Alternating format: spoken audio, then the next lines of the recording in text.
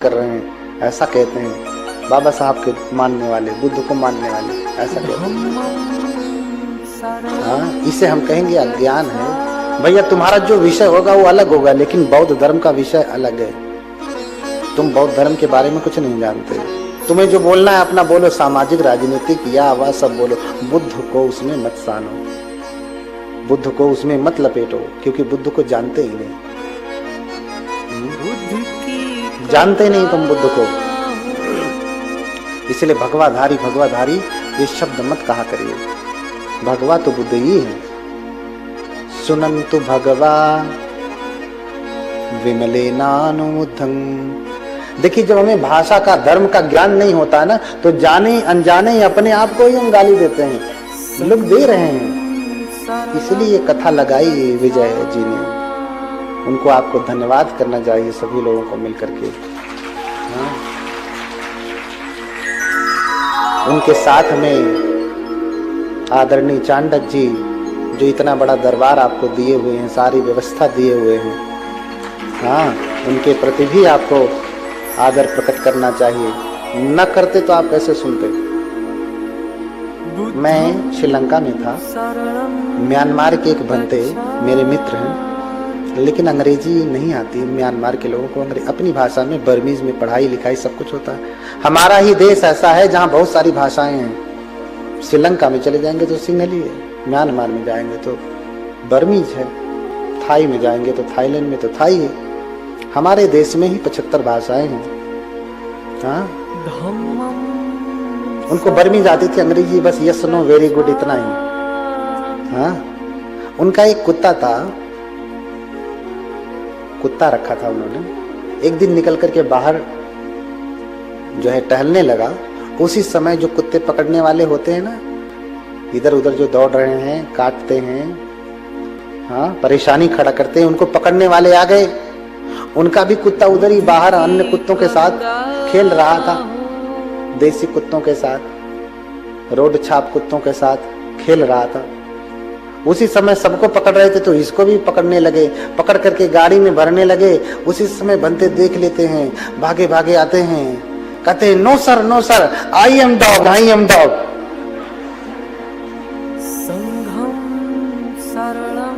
वो कहना क्या चाह रहे हैं, दिस इज माई डॉग।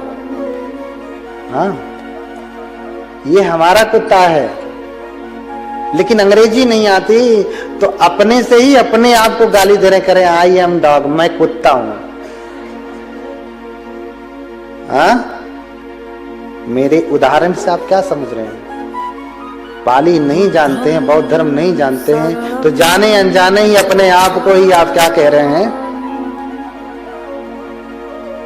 इसलिए मत करिए ऐसा। जो नहीं जानते उसके बारे में चुप रहिए, गलत व्याख्या नहीं करिए। बुद्ध के भाष्य को अभाष्य नहीं करना चाहिए। हाँ, आभाष्य को भाष्य नहीं करना चाहिए। समझ रहे ना। जानिए तब कहिए, नहीं जानिए तो मत कहिए। इसलिए भगवाधारी, मैं इसीलिए इस पे इशारा कर रहा था। आशा करता हूं कि आपको समझ में आया होगा। बोलिए भगवान बुद्ध की। अपा पूरे तंगम तस्दारं सुनंतु भगवा विमलेनानुबुद्धं। हे भगवान, आप विमल हैं, बिना मल के हैं, मल रहित हैं। आप अमृत का द्वार खोलें। अरे आप सोच रहे हैं ना कि ये लोग समझेंगे नहीं। हे भगवान, मेरा आपसे निवेदन है, छोटा सा निवेदन है। सेले यथा पब्बत मुद्ध निठिते यथा पिपसे जनतं समनंततो। जैसे कोई पहाड़ पे खड़ा हो जाए, पर्वत पे खड़ा हो जाए, वहां से खड़ा होकर के अगर नीचे देखता है तो लोग कितने बड़े बड़े दिखाई देते हैं, बहुत छोटे छोटे ना, कीड़े मकोड़ों की तरह से, चींटे चींटियों की तरह से इतने साइज के दिखाई देते हैं ना। सेले यथा पब्बत मुद्ध निठिते यथा पिपस्य जनतं समनंततो। पञ्ञापासादमारुह्य अशोको शोकिनीं पजं। आप उसी प्रकार से, जैसे कोई पर्वत से जब नीचे देखता है तो लोग छोटे छोटे दिखाई देते हैं, आप भी प्रज्ञा रूपी पर्वत पर चढ़ करके देख रहे हैं, इसलिए ये लोग छोटे दिखाई दे रहे हैं, तुच्छ दिखाई दे रहे हैं ना। भगवान आपसे निवेदन है, प्रार्थना है, हे भगवान सुनंतु भगवा देसे तु भगवा धम्मं अन्यतारो भविष्यति। हे भगवान मेरा आपसे निवेदन है, प्रार्थना है। ब्रह्मा जी हाथ जोड़ करके प्रार्थना कर रहे हैं, देसे तु भगवा धम्मं अन्यतारो भविष्यति। हे भगवान आपकी धर्म देशना, आप धर्म देशना दें। बहुत सारे ऐसे लोग हैं जो सुनेंगे और आपके वचनों को धारण करेंगे। आप ऊंचाई से देख रहे हैं इसलिए लोग नीचे दिखाई दे रहे हैं, छोटे दिखाई दे रहे हैं। आप थोड़ा नीचे उतर करके देखिए तो आपको दिखाई देगा कि ये आपके धर्म को, बहुत सारे ऐसे लोग होंगे जो आपके वचन को समझेंगे। इसलिए बहुजन हिताय कहा, चरथ भिक्खवे विचारिकं बहुजन हिताय। बुद्ध ने जब उपदेश दिया तो क्या कहा? बहुजन हिताय बहुजन सुखाय। बहुतों के हित के लिए, सबका हित नहीं हो सकता, ध्यान रखना। जो भयंकर पाप करके आया है उसे तो भोगना ही है, चाह करके भी हम नहीं कुछ कर सकते। बहुत सारे ऐसे लोग हैं जो भयंकर बीमारी में पीड़ित, हम चाह करके भी नहीं ठीक कर सकते। दुनिया के बड़े बड़े डॉक्टर भी नहीं ठीक कर सकते, उसे तो भोगना ही है, उसका हम कैसे कल्याण कर पाएंगे। लेकिन बहुत सारे ऐसे लोग हैं जो ठीक हो जाते हैं। तो बहुतों के हित के लिए, बहुत जनों के हित के लिए, हाँ बहुजन हित है। आज तो बहुजन समाज पार्टी हो गई है, हाँ? तो उस पार्टी के हित के लिए नहीं कह रहा हूं मैं, बहुत सारे लोगों के हित के लिए कह रहा हूं। आज तो बहुजन हिताय क्या हो गया है? भोजन हिताय भोजन सुखाय। जहां भोजन मिले, हाँ खाने के लिए नहीं जीते, जीते हैं कि जीने के लिए खाते हैं। सुबह से लेके आज, अभी रात को सोया कि मन में चल रहा है कि सुबह नाश्ता क्या बनेगा, इसकी चिंता सताने लगी। दोपहर को खाना क्या बनेगा, रात को क्या बनेगा, होता है ना। बोलिए भगवान बुद्ध की। हाँ, सुनंतु देसे तु भगवा धम्मं अन्यतारो भविष्यति। हे भगवान आप धर्म की देशना देवें, बहुत सारे लोग आपके धर्म को सुनेंगे, धारण करेंगे। तो ब्रह्मा जी के निवेदन को बुद्ध ने स्वीकार किया, मौन रह करके स्वीकार किया। पहली बात तो ये कि बिना निवेदन के कोई चीज दिया जाए, बिना मांगे कोई वस्तु दी जाए तो उसकी कीमत लोग समझते नहीं। सरकारी हॉस्पिटल में आयरन की गोलियां मिलती हैं, माताएं खाती हैं तो पेट फूल जाता है, वही पैसे से खरीद के लाती हैं तो बहुत फायदा करता है। मुफ्त में कुछ मिलता है तो उसकी कीमत कोई नहीं समझता है, इसलिए निवेदन किया जाता है। आप भी तीसरणेन सह पंचशीलं धम्मं याचामि, आप ये याचना रोज करते हैं तो पंचशील तो हम दे देते हैं, धर्म 3 घंटे तक 4 घंटे तक देते हैं आपको। आप याचना करके जाते हैं इसलिए देते हैं, नहीं याचना करते तो नहीं देते। हाँ, तो बुद्ध से याचना किया गया, तभी से परंपरा हो गई कि पंचशील भी देना है तो बिना याचना के, बिना मांगे नहीं देना है। बिना मांगे दिए हुए का लोग ज्यादा मूल्य नहीं समझते हैं। हाँ, अब भगवान मौन रह करके स्वीकार कर लेते हैं, फिर सोचते हैं किसको उपदेश करूं। आलार कलाम तो पहले ही काल कवलित हो गए, मर गए। उद्दक राम पुत्र वो भी नहीं रहे, सबको वहीं बैठे बैठे अपने दिव्य चक्षु से बुद्ध देख लेते हैं। और फिर देखते हैं कि पंचवर्गीय जीवित हैं और बनारस में है, वाराणसी में है, इसलिए उनको उपदेश करने के लिए आते हैं। पहला उपदेश उन्हीं को देते हैं।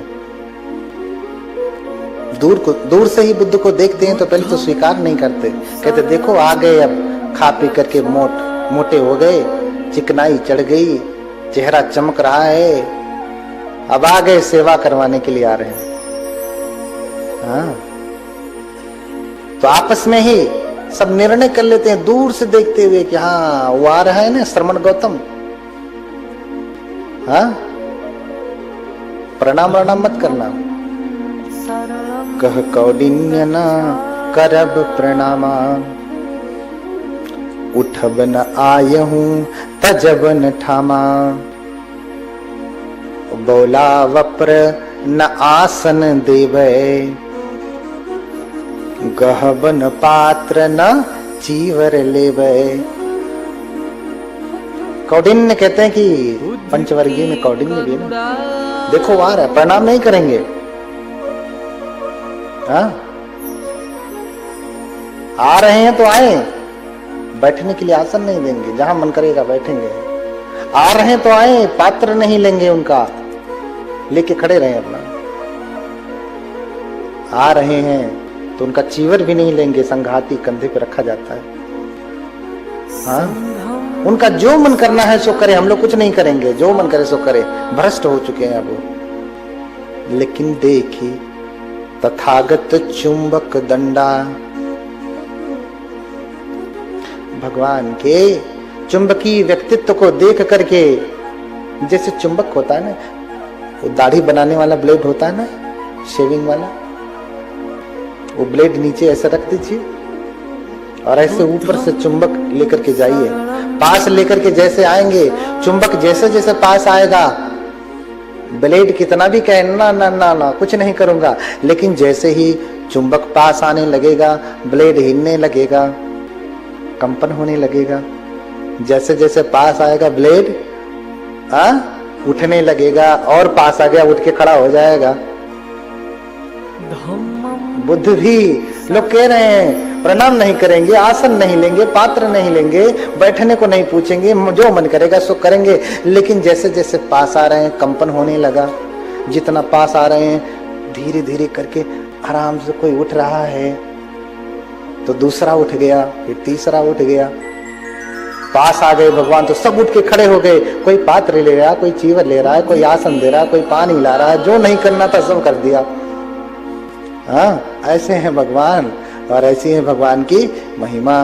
बोलिए भगवान बुद्ध की। भगवान ने पहली बार उपदेश, लंबी कथा है, हाँ, पहला उपदेश सारनाथ में ही दिया, वाराणसी में ही दिया। एक रात बिताने के बाद अगले दिन भगवान ने पंचवर्गीयों को धम्म चक्र प्रवर्तन का उपदेश दिया। धर्म चक्र प्रवर्तन, देखिए धर्म चक्र का प्रवर्तन सिर्फ बुद्ध करते हैं। ये क्षमता अरहंतों में भी नहीं होती, ये क्षमता बोधिसत्वों में भी नहीं होती। क्यों? कोई अरहत आकर के जो गौतम बुद्ध ने बताया उससे अलग बताया क्या? वही ना बताया जो पहले उन्होंने कहा। हाँ, जैसे हम त्रिपिटक से महामंगल सूत्र ले लें, रतन सूत्र ले लें, करणी मित्र सूत्र ले लें, ऐसे नाना सूत्र त्रिपिटक से ले लें और एक अलग जगह रख करके, हाँ, संकलन करके फिर किताब छपवा दें, तो क्या हम उन सूत्रों के रचनाकार हो जाएंगे? सूत्र हमने बनाए हैं ऐसा हमको कहा जाएगा? हम उसके लेखक हो जाएंगे? नहीं ना। संकलन करता हो सकते हैं, आदि करता नहीं हो सकते, निर्माण करता नहीं हो सकते। तो बुद्ध धर्म चक्र प्रवर्तन करते हैं। बोधिसत्व और अरहत तक भी, प्रत्येक बुद्ध भी धर्म चक्र का प्रवर्तन नहीं कर सकते हैं। धर्म चक्र प्रवर्तन का अर्थ है, कुछ लोग कहते हैं धर्म चक्र परिवर्तन, परिवर्तन यानी बदलना, धर्म चक्र को बदलना, बदलते नहीं, प्रवर्तन करते हैं। जैसे